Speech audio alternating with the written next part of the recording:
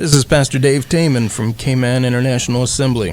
And this is Dane Ramoon. Thanks for joining us this afternoon. We're taking today to talk about the changes that take place or should be taking place in the lives of Christ followers.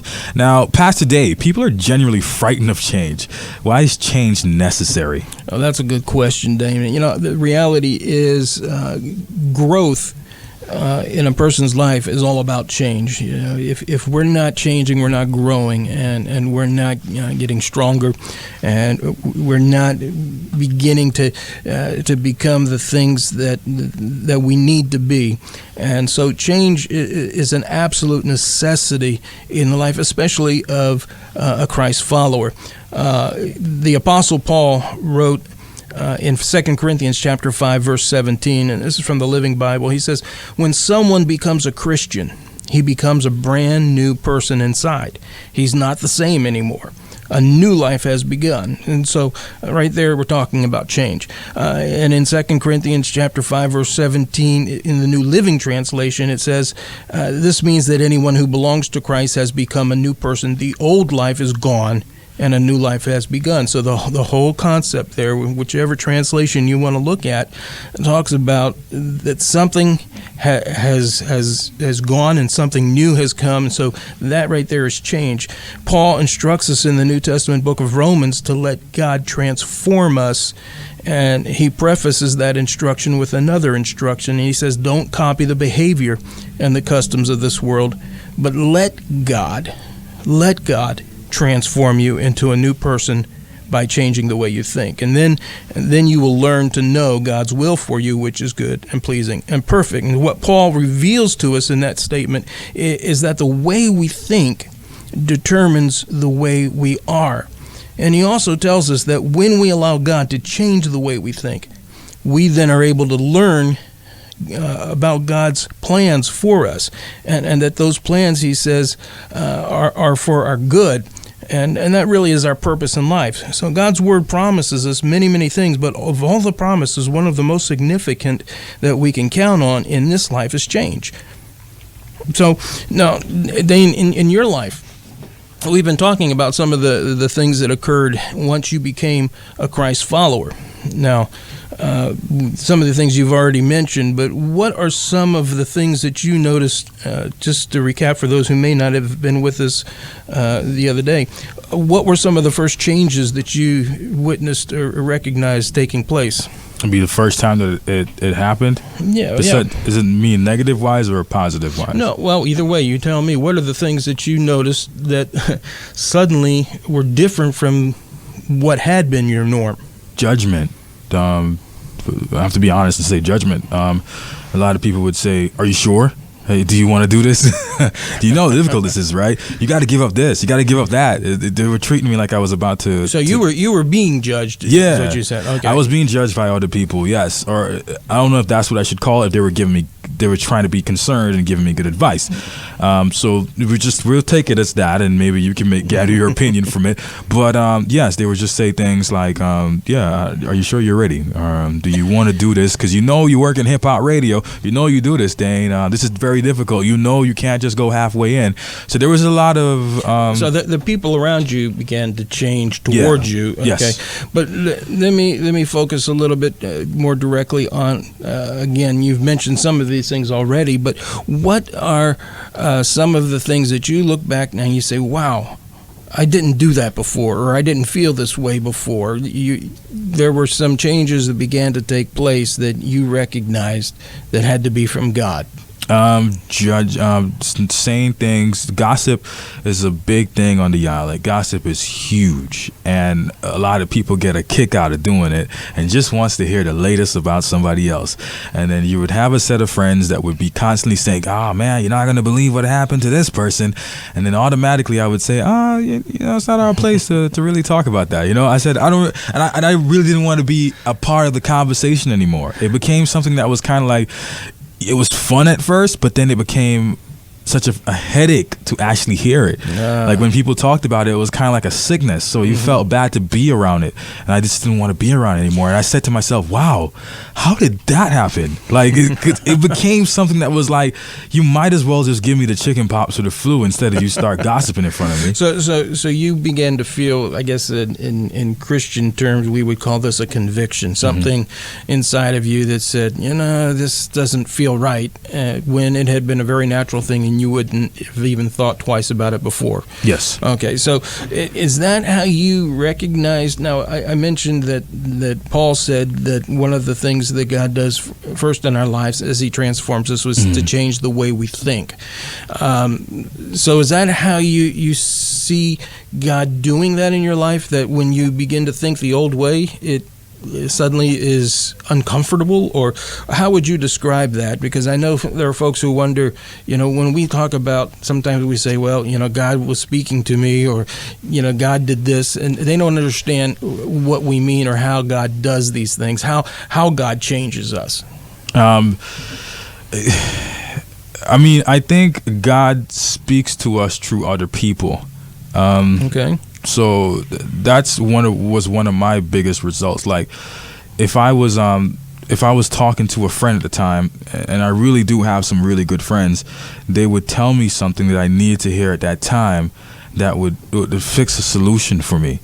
And it was just like I wanted to hear a certain thing, but it just wouldn't come out. Like if I was to call you and I would say, I'm upset at this person, I don't want to be nice to this person, I don't want to be cool with this person right now, automatically you would speak to me in such a way that I just didn't want to hear it, but you some way would convince me, and I would have to do the right thing. And I thought that it was God that was speaking through you. Okay. And God was quickly changing me to become a person that he wanted me to be, because we think that sometimes we can change ourselves, but this man that we call our dad, the person that created us, can do all things with us. Like the amazing changes comes from him. So he was molding me to be who I was supposed to be. And I was fighting it for so long. I always wanted to be just angry person. Why can't I just be angry? Why can't I be upset about something that doesn't make sense to be upset about? Yeah, the person is wearing the same shoes I'm wearing. Why can't I be upset with him? At the end of the day, but God was molding me to be this incredible person. And up to this day, now the changes is growing on me, and there's things that I'm doing today that I cannot believe I'm doing. And the simple example, like my son accidentally walked out with a candy bar out of the gas station, and usually I would have looked at that as a mistake. He walked out. I really can't drive back 10 minutes to the gas station to give it back. But I started thinking as a person I should be. I'm training my child to be somebody of somebody that's honest, and honesty is number one that in my life now. So I want to make him the same way. So I took him back to the gas station, and I gave him the money, and I made him present it to the lady and apologize for walking out with the candy, even though it wasn't his fault. And that was changes that God could have done, because a year ago I wouldn't have done that. I can admit that. Now, because that was something that God put in your heart. That yes. Okay, I've got to, correct this. Yes. This is going. Because so it doesn't always come from somebody else. God can speak to you directly. I remember one time, one occasion, you came to me and you were asking for direction. You were asking for me to give you an answer, and I remember that occasion because I said, I'm not going to give you an answer. I'm going to point you in the direction. And what did that do for you on that occasion? It frustrated me the first time, but then you always have something to help me, to point me in a direction, and whether it be like opening the door and be like, that you just got to go down there and you'll find the answer. I prayed about it, and I took your advice, and the answer was there. It helped me. So you began to go to God directly. Yes. And that really became a process that you have adopted in your life. You told me something that was too difficult, I felt. Like you said, I can't answer this for you, and I can't be the person that's going to do this for you. You have to go to God with this. And at that point, it was becoming very frustrating, because I was like, okay, how does this person that never talks back to me is going to fix this and answer this? I became very frustrated, but I did it. I went home and I prayed. And yes, it did not happen right away, because there's something that you're going to learn more and more. As if you hear Mr. Pastor Dave, he's going to say, in his time. Perfect timing. Exactly. And he answered my prayer in his time, and it was perfect. I found out why it was perfect at that time. So for those listening who may be struggling with hearing from God, what would you advise them? What would you tell them if they've never had that experience before? How would you let them know, to listen for God, or what is it that they should be expecting to hear? You should pray, first of all, for what you want, and a lot of people surprisingly don't know how to pray. I was one of those people. I felt like it was ridiculous to say a prayer and ask in a normal voice on what you want, but it's generally a conversation that you're having with your dad, and it's one-on-one. You can leave your eyes open, you can stand up, you can lean down, you can drive in the car, you can say it however you want to say it. Just have a normal conversation and tell God what's on your mind and what you want, and he's going to answer you. Believe it or not, he is going to answer you, but he's not going to give you everything that you want at times. He's going to give you what is right for you, and he knows what's right for you. So at the end of the day, if you did not get what you requested, then, if that Benz is not outside, maybe because that's not what you were supposed to have. But have faith. Faith is so vague. It's such a vague word, I think, because you said that to me so much. What exactly is that? It's just letting go and giving somebody the access to control you. That's scary. It is, but the right person is controlling you. It's scary if it's the wrong person, right? That's the big point, is that it depends on what and who we place that faith in. And when we know that we're placing it in the one who loves us more than anyone, then we don't have to be afraid. And that we can trust that what he does in response is for our good. So now, one last thing I want to touch on for today is we've talked about how God changes us and a little bit about why God changes us. What kind of change are you expecting, or what do you desire God to do in your life still? Now, all of that change doesn't happen at once, does it? No. So, are there things that you're still looking for God to change in your life? Yes. There's a lot of things. The most important one is to just take away the things that are no longer important and put me in a place that I can always be about him. And I mean that when I say that. I find that I'm still constantly always busy, and I'm always doing something that's not anything to do with God, and it's nothing that is giving back his time. I just want God to help me to eliminate things in my life as not as important right now, but to get my task completed that it's for him. And that's one of the things that I'm struggling with today, and I'm still praying about.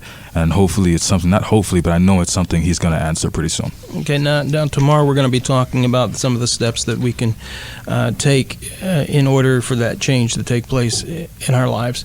Is there anything else you would like to add today on this subject before we close? Just change, just never be afraid, like I said, about fate. And you always told us about Peter stepping out of the boat, and a leap of fate. And nobody will ever in their right mind, you remember Ivan, step out of the water if Ivan was going on. But God was standing there reaching his hands out, and he was like, come to me.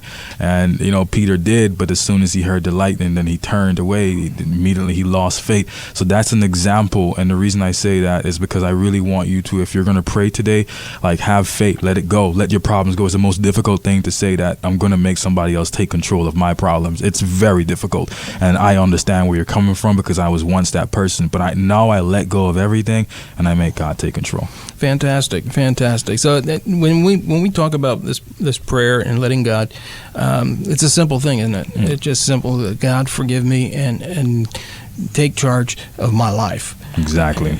So We're out of time today, but join us tomorrow as we continue our conversation. We will be discussing some of the most important steps as a Christian follower can take to see changes begin in their lives. Cayman International Assembly meets each and every Sunday morning in the Regal Movie Cinemas at Camana Bay. Our service or program begins promptly at 10 a.m. and lasts for 70 minutes. As I said at the beginning, we do church differently. We invite you to dress casually and come expecting a different kind of church experience. We present an uncompromising message in a contemporary and relevant way. You can find more on our website, CIAGKY.com.